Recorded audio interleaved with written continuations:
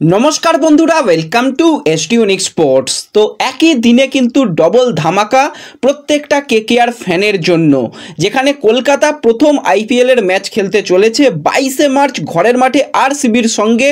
তার আগেই কিন্তু বিরাট বড় সুখবর এলো, কলকাতার নতুন জার্সি আসতে চলেছে, সেটা তোমাদের আগেই রিপোর্ট জানিয়েছিলাম। সেই নতুন জার্সির আজকে ঘোষণা, তার সাথে সাথে আইপিএল 2025-এর জন্য নতুন ক্যাপ্টেন কলকাতা ঘোষণা করে দিল।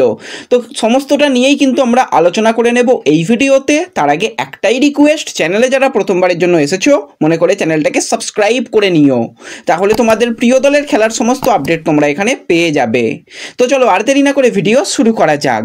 তো শুরুতেই যদি আমরা কথা বলি কেকেআরের এবছরের নতুন আইপিএলের জার্সি, কিছুদিন আগেই কিন্তু কেকেআর তারা প্রস্তুতি পর্ব শুরু করে দিয়েছে মুম্বাইয়ে, আর সেখানে তাদের প্র্যাকটিস কিট কিন্তু পুরোপুরি পরিবর্তন হয়ে গিয়েছিল, তোমাদের জানিয়েছিলাম।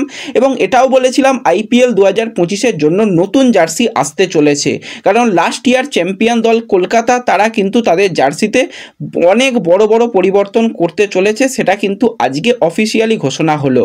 প্রথম জার্সিতে যেটা পরিবর্তন সেটা হচ্ছে 3 নম্বর স্টার।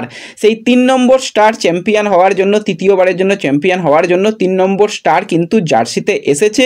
তার সাথে সাথে তাদের মেন স্পন্সর হিসাবে কিন্তু ড্রিম ইলেভেনকে নিয়ে আসা হয়েছে, কিছুদিন আগেই সেটা অ্যানাউন্সমেন্ট হয়ে গিয়েছিল। ড্রিম ইলেভেন কিন্তু এবছরে কেকেআরের স্পন্সরশিপ হিসাবে রয়েছে। তার সাথে কলকাতার জার্সিতে বিরাট পরিবর্তন হলো, জার্সির পুরো ভোল বদলে গেল। এতদিন আইপিএলে অনেক রকমই কলকাতার জার্সি ব্যবহার করলেও এই রকম জার্সি কিন্তু কলকাতা কোনো দিনই ব্যবহার করেনি। আজকে কিন্তু একদম নতুন জার্সির উদ্বোধন করে দিল এবং জার্সিটা দেখতে বেশ কিছুটা ভালো লাগছে।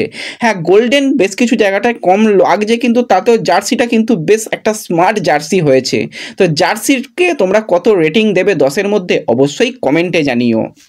এবং তার সাথে সাথে last year IPL champion Kolkata হয়েছিল, তো সেই চ্যাম্পিয়ন ব্যাচ কিন্তু কেকেআরের জার্সিতে রয়েছে। তো প্রত্যেকটা দলেরই কিন্তু দেখতে পাবে যে আইপিএলের লোগো দেওয়া কিন্তু একটা করে ব্যাচ থাকবে, সেখানে কিন্তু গোল্ডেন ব্যাচ কিন্তু শুধুমাত্র কেকেআর ব্যবহার করবে লাস্ট ইয়ার চ্যাম্পিয়ন বলে। তো গোল্ডেন ব্যাচ কিন্তু আইপিএল 2025 কেকেআর জার্সিতে আমরা দেখতে পাবো, এটা কিন্তু একটা দারুণ। তো জার্সিটা তোমাদের কীরকম লেগেছে অবশ্যই কমেন্টে জানিও। যে সমস্ত প্লেয়াররা প্র্যাকটিসে জয়েন করেছে তারা নতুন জার্সি পরে ফটো সেশনও করেছে, সেগুলোও কিন্তু আমরা আমাদের সোশ্যাল মিডিয়াতে ছেড়ে দিয়েছি। তো অবশ্যই তার জন্য টেলিগ্রাম চ্যানেল ডেসক্রিপশন বক্সের লিঙ্ক থেকে জয়েন হতে পারো, এছাড়া ফেসবুক পেজ, সেখানেও কিন্তু ডেসক্রিপশন বক্সের লিঙ্ক থেকে জয়েন হয়ে যেতে পারো। তো এরপর যে বিষয়টাকে নিয়ে কথা বলবো, আইপিএল 2025-এর জন্য কলকাতার ক্যাপ্টেন কে হবে। তোমাদের বেশ কিছুদিন আগেই জানিয়েছিলাম কলকাতা কিন্তু তাদের নতুন ক্যাপ্টেনকে খুব তাড়াতাড়ি ঘোষণা করতে চলেছে এবং এই সপ্তাহেতেই ঘোষণা আসবে, তোমাদের যেরকমটা বলেছিলাম। তো আজকে কিন্তু ঠিক 3:33 আইপিএল 2025-এর জন্য ক্যাপ্টেনের ঘোষণা এলো।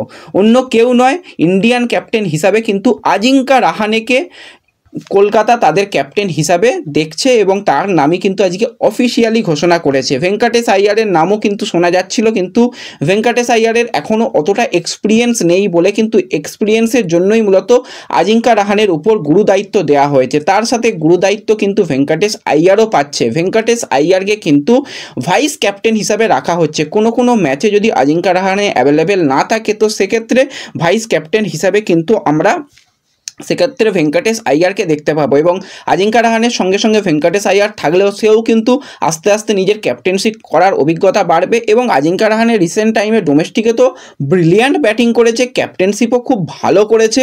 তো সেই কারণে অভিজ্ঞতা প্লাস তার বর্তমানে রিসেন্ট ফর্ম খুবই ভালো রয়েছে এবং এর আগেও আইপিএল খেলেছে, আইপিএলের ক্যাপ্টেন করেছে, সেটা রাইজিং পুনের কথা বলো কিংবা রাজস্থান রয়্যালসের কথা বলো। তো সমস্ত কিছু মিলিয়ে মিশিয়ে কিন্তু অভিজ্ঞতার জন্যই মূলত আজিঙ্কা রাহানেকে ক্যাপ্টেন করা হয়েছে। এবার কিছু ম্যাচে প্লেইং ইলেভেনে হয়তো আজিঙ্কা রাহানের নাও সুযোগ পেতে পারে, তো সেই জায়গাতে কিন্তু ভেঙ্কটেশ আইয়ার ভাইস ক্যাপ্টেন, সে কিন্তু ক্যাপ্টেনশিপ করতে পারে। তো এটা খুবই ভালো লাগছে যে একজন এক্সপিরিয়েন্স ক্যাম্পেনারের সঙ্গে কিন্তু একজন ইয়াংস্টারকে জুড়ে দেওয়া এবং তাকে ভাইস ক্যাপ্টেন করা। তো এটা সিদ্ধান্তটা কিন্তু নেওয়া হয়েছে এবং আজকে অফিসিয়ালি ঘোষণা হয়েছে।